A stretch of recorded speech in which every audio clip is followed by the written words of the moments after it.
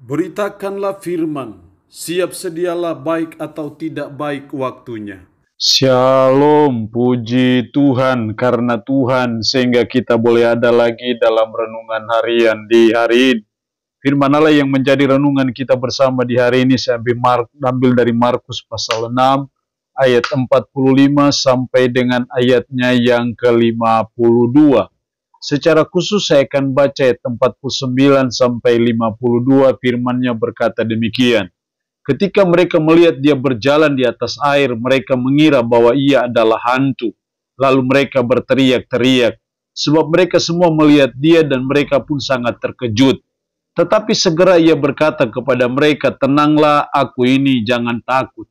Lalu ia naik ke perahu mendapatkan mereka dan angin pun redalah.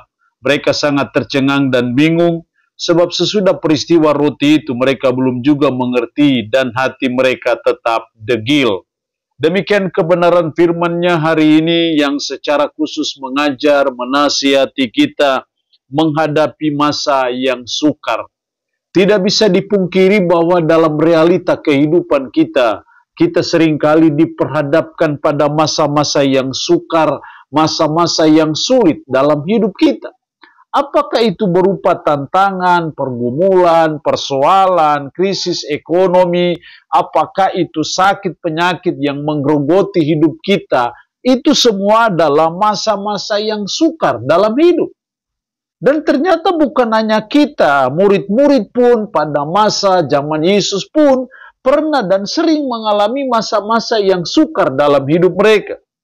Dalam ayatnya yang ke-48, ketika ia melihat betapa payahnya mereka mendayung karena angin sakal, maka kira-kira jam 3 malam ia datang kepada mereka berjalan di atas air dan hendak melawati mereka.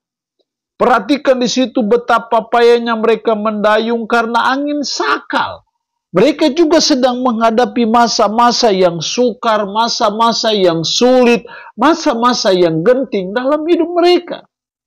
Dan itu berarti bahwa kita pun sebagai umat, sebagai orang percaya, siapapun kita, apapun kita, bagaimanapun kita pun pernah, bahkan sering, bahkan bisa jadi akan menghadapi masa yang sukar dalam hidup.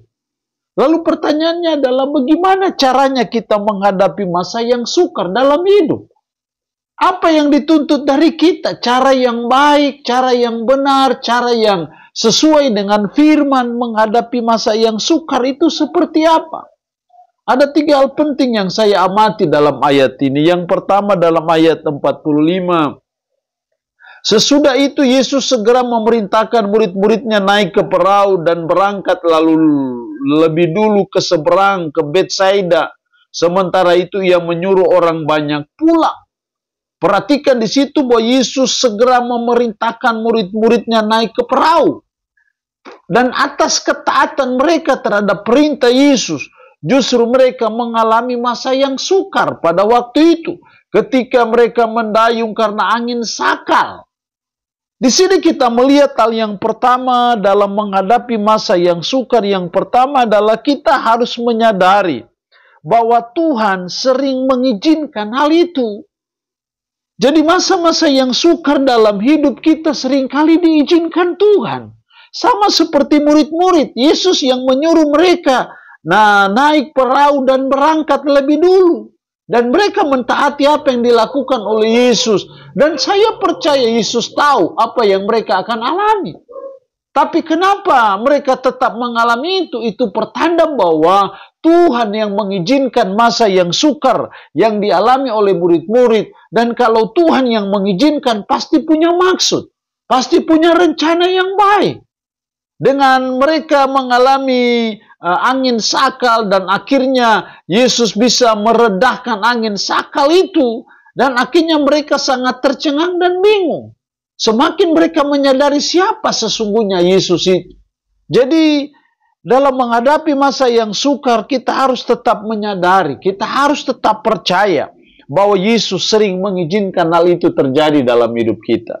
Yang kedua, dalam ayat 50, sebab mereka semua melihat dia dan mereka pun sangat terkejut. Tapi segera ia berkata kepada mereka, tenanglah, aku ini, jangan takut. Tenanglah, aku ini, jangan takut. Di sini saya melihat hal yang kedua dalam menghadapi masa yang sukar adalah, yang kedua kita harus tetap tenang menghadapi masa yang sukar itu. Jadi jangan sampai kita putus asa, jangan sampai kita kecewa, jangan sampai kita frustasi. Tapi sebaliknya, tenanglah. Aku ini, jangan takut. Artinya bahwa kita tetap tenang menghadapi masa yang sukar. Kita tidak perlu takut menghadapi masa yang sukar dalam hidup. Kita tidak perlu putus asa. Kita tidak perlu kecewa. Kita tidak perlu stres menghadapi masa yang sukar dalam hidup. Aku ini, tenanglah. Aku ini. Jangan takut. Artinya bahwa Yesus mau ketika kita menghadapi masa yang sukar dalam hidup, kita tetap tenang. Kita tidak takut, kita tidak putus asa, tidak stres dalam menghadapi apa yang namanya masa yang sukar dalam hidup. Karena tidak bisa dipungkiri dalam hidup kita, dalam realita hidup kita, selagi kita hidup, pasti saja ada waktu dan ada saat kita akan mengalami masa-masa yang sukar dalam hidup. Karena itu tetaplah tenang, itu sangat penting dalam menghadapi masa yang sukar dalam hidup ini. Yang ketiga dalam ayat 51, lalu ia naik ke perahu mendapatkan mereka dan angin pun redalah. Mereka sangat tercengang dan bingung. Lalu ia naik ke perahu mendapatkan mereka dan angin pun redalah. Di sini kita melihat hal yang ketiga dalam menghadapi masa yang sukar dalam hidup. Yang ketiga, kita harus percaya bahwa Yesus sanggup menolong kita dalam menghadapi masa yang sukar.